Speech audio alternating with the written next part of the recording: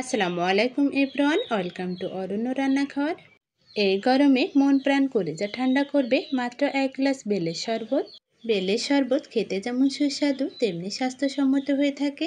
এই প্রচণ্ড গরমে দুপুরবেলা 1 গ্লাস বেলের শরবত পেলে কিন্তু মন্দ হয় না। বেলের শরবত করার জন্য আমি এখানে বড় সাইজের বেল থেকে আমি অর্ধেক পরিমাণ বেল নিয়েছি শরবত করার জন্য। এবার একটা চামচের সাহায্যে বেলটাকে খুব ভালোভাবে কুড়িয়ে নেব। দেখুন আমি অল্প অল্প করে বেলটা খুব ভালোভাবে কুড়িয়ে নিচ্ছি। আজকের বেলের শরবতটা আমি হাতের সাহায্যে করব, কোনো প্রকার ব্লেন্ডার মেশিন ব্যবহার করব না। বেলের শরবত ব্লেন্ডার করলে অনেক বেশি তেতো হয়ে যায়, কেননা বেলের মধ্যে বেলের আটি ও শিরাগুলো থেকে থাকে। এই শিরা এবং আটিগুলো যখন ব্লেন্ডার হয়ে যায় তখন অনেক বেশি বেলের শরবতটা তেতো হয়ে থাকে। তাই আমি বেলের শরবতটা হাতের সাহায্যে করে থাকি। এতে বেলের শরবতটা খেতে অনেক বেশি টেস্টি ও সুস্বাদু হয়ে থাকে। পুরনো পাকা বেলটা আমি হাতের সাহায্যে খুব ভালোভাবে মাখিয়ে নিচ্ছি। দেখুন আমি খুব ভালোভাবে মাখানোর পরে এখানে 1 গ্লাস পরিমাণ পানি দিয়ে দিলাম। পানিটা দেওয়ার পর আবারও খুব ভালোভাবে বেলের সাথে মিশিয়ে নিতে হবে। দেখুন আমি অনবরত নাড়াচাড়া করে বেলটাকে খুব ভালোভাবে পানির সাথে মিশিয়ে নিচ্ছি।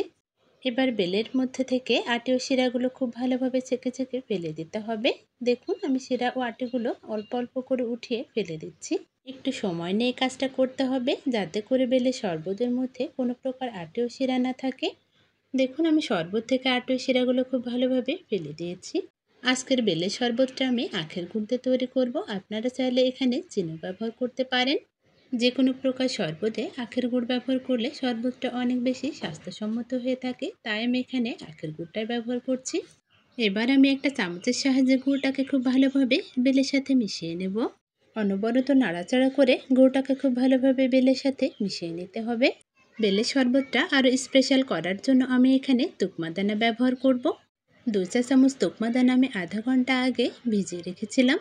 এই ভিজিয়ে রাখা তুকমা দানাটা এবার আমি বেলের শরবতের সাথে খুব ভালোভাবে মিশিয়ে নেব। অনবরত নাড়াচাড়া করে তুকমা দানাটা শরবতের সাথে মিশিয়ে নিতে হবে। এই তুকমা দানাটা স্বাস্থ্যের জন্য খুবই উপকারী। আপনারা মাঝে মাঝে চেষ্টা করবেন তুকমা দানা মিশ্রিত শরবত খাওয়ার জন্য। আমার বেলের শরবতটা একদম রেডি হয়ে এসেছে। এবার আমি বেলের শরবতটা পরিবেশন করব। শরবত পরিবেশনের জন্য আমি এখানে 2টা কাচের গ্লাস নিয়েছি। আমি বেলের শরবতটা একটু ঘন করে তৈরি করেছি। আপনারা চাইলে এর থেকে পাতলা বা এর থেকে ঘন করে তৈরি করতে পারেন। এই গরমে একদিনের জন্য হলেও আপনারা নিজের হাতে বেলের শরবতটা তৈরি করে খেতে পারেন। বেলের শরবতটা কেমন হয়েছে সেটা অবশ্যই আমাকে জানাবেন। ভিডিওটি ভালো লাগলে অবশ্যই আমার পেজ ফলো করতে ভুলবেন না। আল্লাহ হাফেজ।